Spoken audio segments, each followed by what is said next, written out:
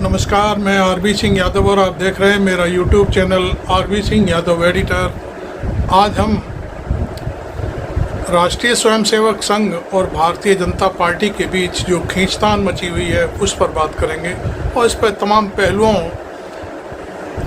से मैं आपको अवगत कराऊंगा कि आखिर चल क्या रहा है, असलियत क्या है। देखिए, सबसे पहले मोहन भागवत ने बयान दिया और उसके बाद जयपुर में एक किसी कार्यक्रम में इंद्रेश ने सीधा हमला बोला और उसके बाद इंद्रेश ने कल अपनी बात को स्पष्ट किया। जो बात इंद्रेश ने कही है वही बात मैं आपको बता दूं कि भारतीय जनता पार्टी के प्रवक्ता भी इसी लाइन पर चलने लगे। अब आप कहोगे ये कौन सी बात? बात यह है कि भारतीय जनता पार्टी चुनाव क्यों हारी, किस ज़िले में उसे कितना वोट मिला, किस प्रदेश में उसे कितना वोट मिला, इन सब चीज़ों से कोई लेना देना नहीं है। सिर्फ और सिर्फ मीडिया में अपनी बात, बस एक ही बात कहनी है कि हमारी सरकार बन गई। और यही लाइन कल इंद्रेश कुमार ने ली है। उन्होंने स्पष्ट किया है कि भारतीय जनता पार्टी की सफलतापूर्वक सरकार बन गई, भले ही वो कैसे भी बनी, एनडीए की मदद से, किसी की मदद से, और शपथ ग्रहण कर रही है और काम शुरू कर दिया। ये इंद्रेश ने अपनी जो 2 दिन पहले जो बयान दिया था उसका खंडन नहीं कहेंगे, उसकी सफाई दी है। और बस इसी सफाई के चलते सारे प्रवक्ता भी अभी इसी लाइन पर काम कर रहे हैं। अब ये तो बात रही अब तक की जो आपस में जो खींचतान थी और सार्वजनिक हो गई थी ये खींचतान, उस पर मैंने आपको बताया और समझाया है। अब मैं आपको बता दूं, संघ वो चीज़ है, वो अपनी रणनीति किसी के सामने नहीं रखता।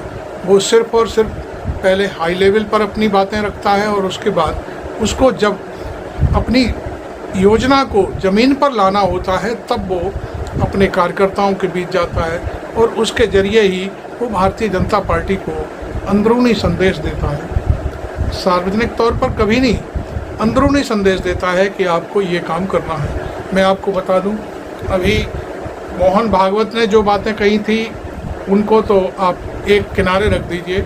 अब मैं इंद्रेश के बारे में बताता हूँ। इंद्रेश कौन है, शायद आप लोग, बहुत से लोग जानते होंगे, नहीं भी जानते होंगे। इंद्रेश मोहन भागवत के राइट हैंड है और संघ में अपना उनका बहुत बड़ा कद है। वो रणनीतिकारों में से एक है संघ। इसलिए देखिए, मैं आपको एक और चीज़ बता दूं इंद्रेश के बारे में। इंद्रेश को मुस्लिम समुदाय को राष्ट्रीय स्वयंसेवक संघ के नज़दीक लाने का कार्यभार सौंपा गया है। शायद ये बात आपको कोई बीजेपी का नेता नहीं बता सकता और आरएसएस का भी कोई व्यक्ति नहीं बता सकता, लेकिन ये बात हम बता रहे हैं आपको। इंद्रेश को ये जब ये कार्य योजना दी गई तो उन्होंने, जब पिछले 10 वर्ष से जब मोदी सत्ता में है, तो ये कार्य योजना भारतीय जनता पार्टी के सहयोग से उन्हें क्रियान्वयन करनी थी। इसमें इंद्रेश ने जब ये प्रोजेक्ट भारतीय जनता पार्टी और उनके प्रधानमंत्री के सामने रखा तो उन्होंने लिखित तौर पर या ये कहना चाहिए कि ज़मीनी स्तर पर तो कोई काम नहीं किया। हाँ, बयान जरूर दिया और उसमें पसमानदा जो समुदाय है मुसलमानों का, उनको जोड़ने का काम किया और इस तरह से केवल बयानबाजी तक सीमित रहा। इसमें इंद्रेश भी पूरी तरह से असफल साबित हुए, क्योंकि उन्हें यह कार्यक्रम भारतीय जनता पार्टी के माध्यम से ज़मीन तक पहुंचाना था, लेकिन वो बात नहीं बन पाई। बन क्यों नहीं पाई, इसके पीछे की एक बड़ी कहानी है। गाहे बगाहे भारतीय जनता पार्टी के तमाम नेता, मोदी, यहाँ तक कि योगी आदित्यनाथ, बल्कि और भी तमाम लोग मुस्लिम समुदाय के ऊपर छींटाकशी हर वक्त करते रहते हैं। तो ये छींटाकशी करने से मैं समझता हूँ कि कोई भी मुस्लिम समुदाय या कोई भी तबका, खासकर चाहे एक भी मुसलमान आपके पास नहीं आएगा, क्योंकि आप बातें ऐसी करते हैं। कभी कभी इस तरह की बातें करने से वो 100 कदम जहाँ खड़े हुए हैं वहाँ से 500 कदम दूर हो जाते हैं आपसे। तो ये बहुत सी चीज़ें हैं। आप बात तो करते हैं देश और राष्ट्र की, हम सब एक हैं, सारी चीज़ें हैं। मोहन भागवत ने भी कहा था कि मुसलमान भी इस देश के नागरिक हैं और वो हमारे भाई हैं, लेकिन जब प्रैक्टिकल में बातें आती हैं, बहुत सारी चीज़ें होती हैं, तो उनसे ऐसा लगता है कि बदले की भावना से काम किया जाता है। इंद्रेश कुमार को ये बातें बिल्कुल नहीं पची, और वो भी चूँकि मोदी ने अपने दम पर सत्ता हासिल की, इसलिए वो इस मामले में कुछ भी नहीं बोल पाए। मैं अब और बैकग्राउंड में जाता हूँ, आपको बता दूँ। गडकरी गडकरी जब अध्यक्ष थे पार्टी के, तो वो संघ की पसंद थे और संघ ने उनको बहुत सारा काम दिया, उन्होंने करके भी दिया, लेकिन एक कोई पचड़ा उनके गले में अटक गया और तब उन्हें ये जो अध्यक्ष पद था वो छोड़ना पड़ा। उसके बाद फिर राजनाथ सिंह आए। राजनाथ सिंह भी लचीले नेता हैं, उन्होंने भी बहुत कुछ करने की कोशिश की, लेकिन उन्हें भी किसी ने कुछ करने नहीं दिया। राजनाथ सिंह के रहते और गडकरी के रहते नरेंद्र मोदी ने वो खेल खेला पार्टी के साथ कि खुद को जो बड़े नेता थे उनको वनवास में भेज दिया, कहना चाहिए कि वो जैसे मुरली मनोहर जोशी है, लाल कृष्ण आडवाणी है, उनको जो एक कोई मंडल बनाया था उसमें डाल दिया, मार्गदर्शक मंडल कहते हैं उसको, और खुद अपने लिए रास्ता खोल लिया और वो खुद ही प्रधानमंत्री पद के दावेदार हो गए 2014 में। और जब इस तरह की कहानी आई तो यहाँ तक हुआ कि आपने मालूम होगा आपको कि आडवाणी के घर पे पत्थर फेंके गए, उन्हें काले झंडे दिखाए गए जाकर के। तो ये सब क्या था? मोदी का अपना खेल था खुद को आगे लाने के लिए। दूसरी बात, जो सबसे बड़ी बात यह है कि जो भी अध्यक्ष आया उसने पार्टी के जो वर्कर हैं, पार्टी के जो छोटे छोटे कार्यकर्ता हैं, उनके बल पर अपना अध्यक्ष संभाला। लेकिन नरेंद्र मोदी ने एक ऐसा खेल खेला कि जो पार्टी के पास पैसा खर्च करेगा वही प्रधानमंत्री पद का दावेदार होगा, और इसके लिए उन्होंने बाकायदे शर्त रखी और वो कहा कि मैं पैसा खर्च करूंगा और मैं फिर पीएम पद का दावेदार बनूंगा। इसके लिए तमाम जो गुजरात लॉबी के जो व्यापारी थे, जिनको बहुत ज़्यादा उनके पास उस समय कुछ भी नहीं था, वो अपना पूरा पैसा दाव पर लगाते हुए भारतीय जनता पार्टी के, खासतौर पर नरेंद्र मोदी के खेमे में खर्च करने लगे और नरेंद्र मोदी के लिए सारी व्यवस्थाएं होने लगीं। जगह जगह मंच सजने लगे, जगह जगह नारे लगवाए जाने लगे, मोदी के बराबर कोई नहीं। इस तरह की कहानियां जब पेश हुई तो वो सारे नेता जितने थे बीजेपी में आगे आने के लिए, वो सब पीछे हट गए, क्योंकि लाल कृष्ण आडवाणी ही उस समय एक ऐसे नेता थे जो मोदी से टक्कर ले सकते थे। हकीकत भी है, मोदी ने जब गुजरात में जो कांड हुआ था मोदी के समय में, उस कांड में मोदी को बचाने वाले, अटल बिहारी वाजपेयी के क्रोध से बचाने वाले लाल कृष्ण आडवाणी ही थे। इसलिए वो भी इस समय मैं समझता हूँ पीएम बनने के लायक थे, लेकिन मोदी ने उनको भी एक बगल कर दिया और शर्तें रख दी कि जो पैसा खर्च करेगा वही पीएम बनेगा। इस तरह से भारतीय जनता पार्टी में पूंजीवाद का प्रवेश हुआ, आपको मालूम है। जबकि भारतीय जनता पार्टी और कहना चाहिए आरएसएस हमेशा इस तरह की चीज़ों से दूर रहती है कि उन्हें कोई उसकी जो नैतिकता है उस पर कोई सवाल न उठाए। बहुत दिनों तक चला भी।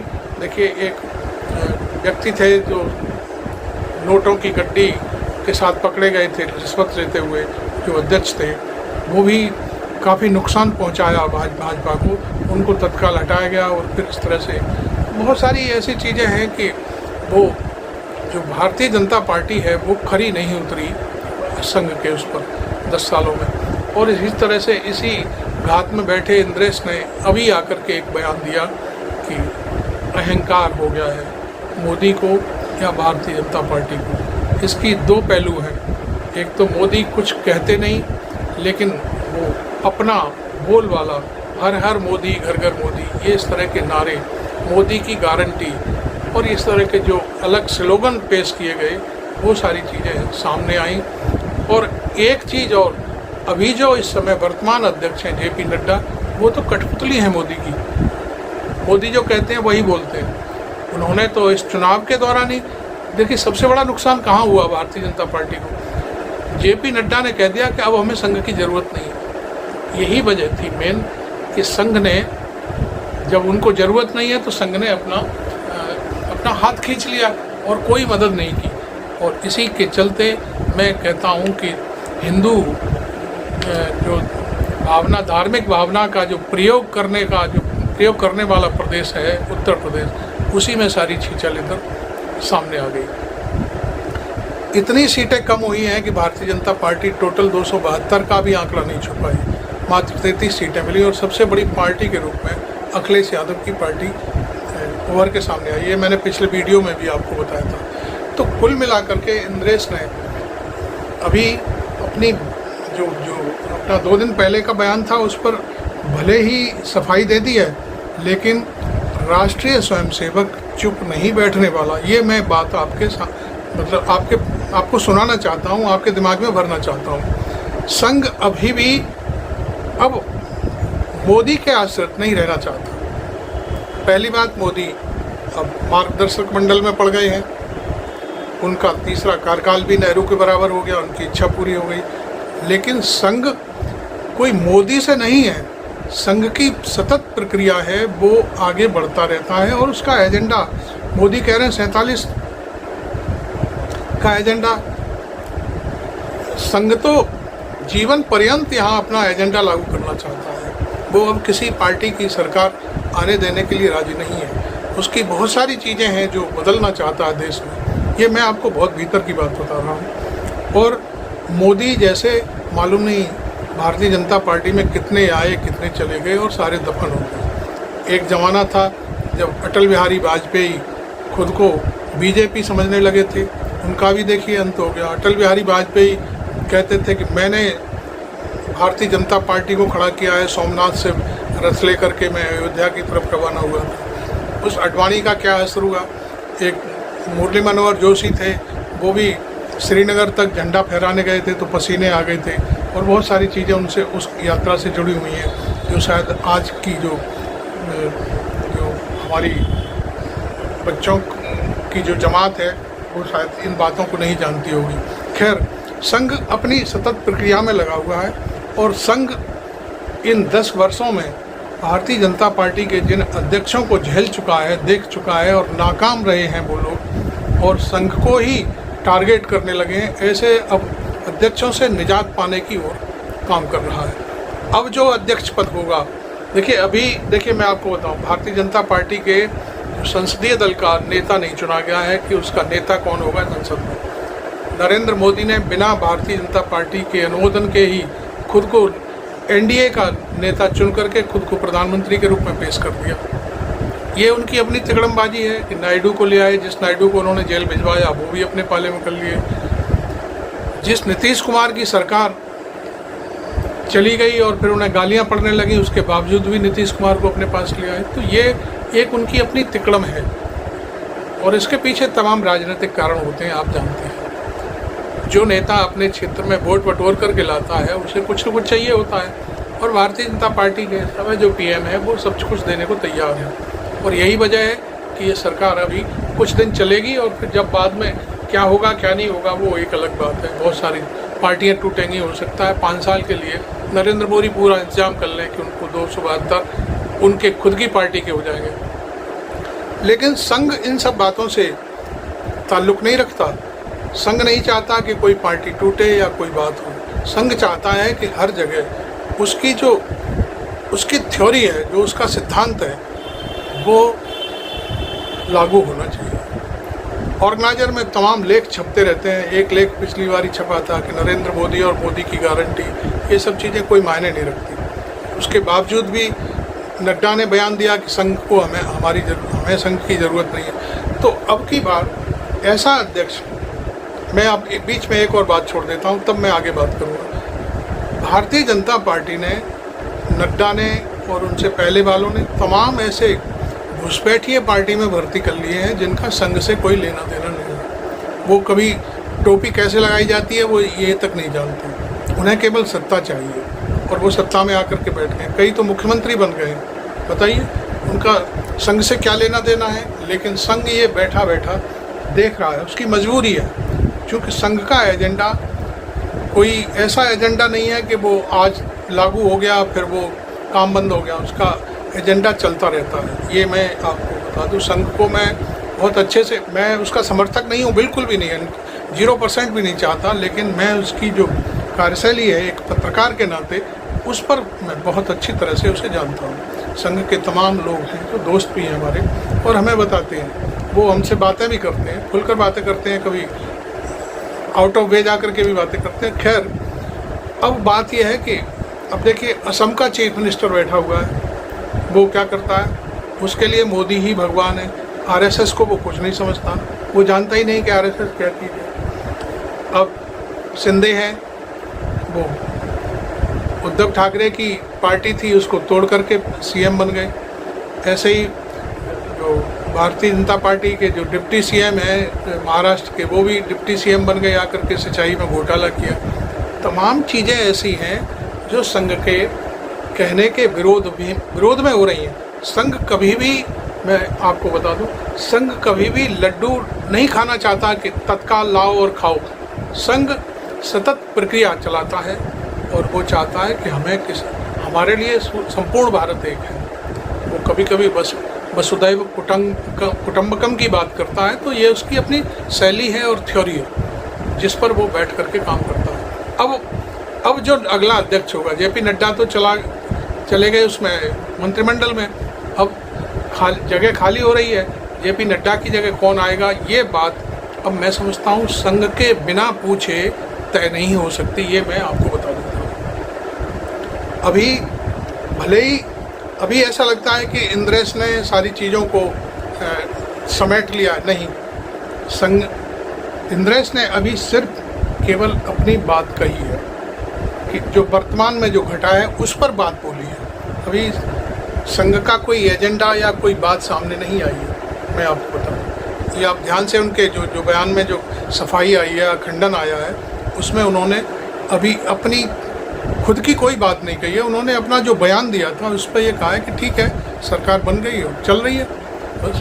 तो उसमें अभी कोई ऐसी बात नहीं है। अब देखिए, सबसे बड़े नेता संघ के इस समय गोरखपुर में हैं। अभी भी शायद कल उनको मीटिंग होनी थी, हुई कि नहीं ये मेरे को अभी नहीं मालूम है, पता चल जाएगी। हम अगले वीडियो में आपको पूरी कहानी का विस्तार से वर्णन करेंगे। तो कुल मिलाकर के अब जो भी कार्यकर्ता दूसरी पार्टी से भारतीय जनता पार्टी में आएगा, उसको ठोंक बजा के परखा जाएगा कि वो क्या है, क्यों आया है। ऐसा तो नहीं कि आज आया और कल चल दिया, परसों फिर आ गया फिर चल दिया। तो इस तरह का जो लुढ़कना लोटा टाइप व्यक्ति है, उसको वो अपने साथ नहीं रखना देंगे, क्योंकि संघ चाहता है कि हमको परमानेंट व्यक्ति चाहिए जो हमारे लिए काम करे, जो हमारी थ्योरी है, हमारा सिद्धांत है, उस पर बैठ करके काम करें। कई एक चीज़ें हैं, देखिए मैं आपको बता दूँ। अब ये संजीव बालियान हैं, एक और हैं जो विधायक हैं सरगना से, मैंने पिछले उसमें वीडियो में आपको बताया था। ये सब क्या है, इनका संघ से क्या लेना देना है? कभी जाते होंगे, संघ की बैठकों में जाते होंगे, शाखा इन्होंने देखी नहीं। ये केवल ये है कि वो ठाकुर वोटों पर, संगीत सोम है शायद उनका नाम, वो ठाकुर वोटों पर इतराते हैं। संजीव बालियान अपने जाट वोटों पर इतराते हैं। उनका संघ से कोई मतलब नहीं रह गया है। बस वो लाइमलाइट में तब आए जब उन्होंने चौधरी अजीत सिंह को एक बार मुजफ्फरनगर से हरा दिया। तो ये सारी चीज़ें केवल एक बार वोट पा करके सत्ता में आ जाना, मंत्री बन जाना संघ की थ्योरी नहीं है। संघ सिर्फ अपना जो उसका सिद्धांत है, जो उसकी थ्योरी है, गोलवलकर ने जो उनके सिद्धांत बनाए हैं, उन पर चलना उसका काम है। बहुत सी चीज़ें ऐसी हैं कि लोग चाहते हैं कि संघ के बारे में भी कुछ चीज़ें, तो मैंने इसीलिए ये वीडियो बनाया। आपको कैसा लगा? आपने मेरा चैनल अभी तक सब्सक्राइब नहीं किया शायद, तो आप कर लें, और करके फिर मेरे इस वीडियो को वायरल भी करें। वायरल मीन्स शेयर करें और अपने अन्य दोस्तों को भी दिखाएं कि मैं इस वीडियो में जो बोला है वो सच है या गलत है। लोग टिप्पणी भी कर सकते हैं, वीडियो को लाइक भी करें। Thank you very much. मैं आरबी सिंह।